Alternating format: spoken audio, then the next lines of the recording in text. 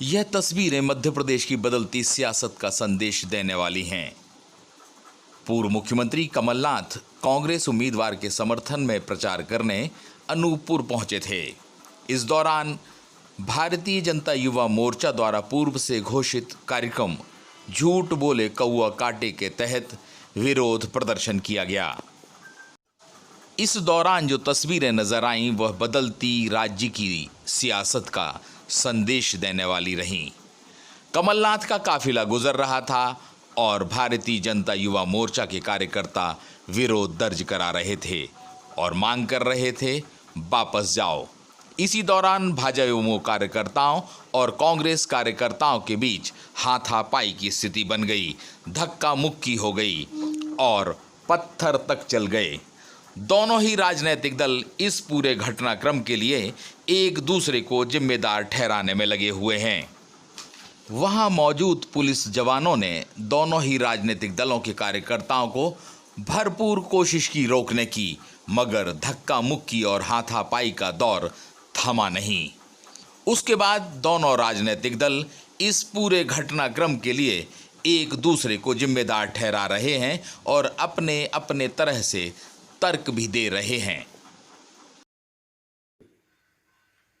जैसा कि आज की जो घटना घटी है, अनूपपुर उपचुनाव को लेकर माननीय कमलनाथ जी का आगमन भव्य रूप से जो स्वागत किया गया, इससे भाजपाइयों द्वारा जिस प्रकार से कृत किया गया आपका पथराव और काले झंडे जो दिखाए गए, इन्होंने आज ये सिद्ध कर दिया है अपनी हार मान के कि आज हम भाजपाई अपने इस उपचुनाव को, अनूपपुर उपचुनाव को हम हार चुके हैं।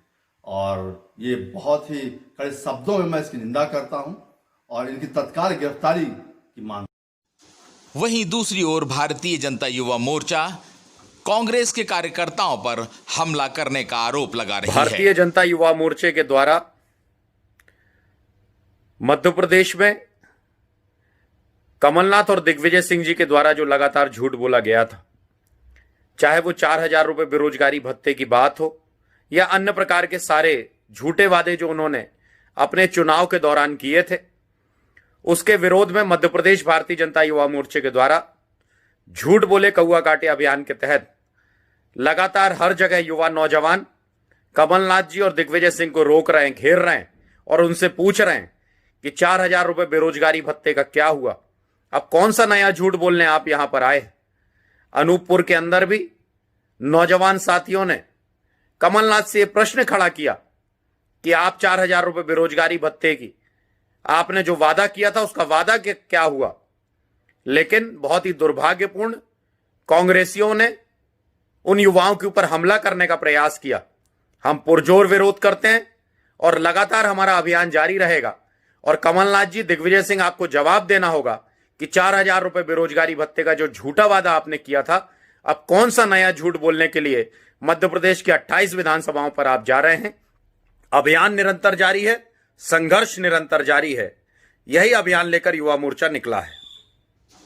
अनूपपुर में हुए सियासी घटनाक्रम के लिए कोई भी राजनीतिक दल या उसके कार्यकर्ता जिम्मेदार हों, मगर मध्य प्रदेश की राजनीति में पहले कम ही ऐसे मौके आए हैं जब कार्यकर्ता एक दूसरे से भिड़े हों, मारपीट हुई हो या पथराव जैसा कृत्य किया गया हो।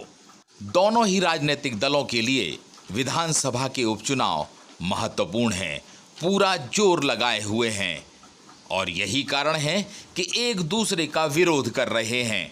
मगर अब जो स्थितियां बन रही हैं वह ना तो राज्य के लिए अच्छी हैं और ना ही राज्य की सियासत के लिए।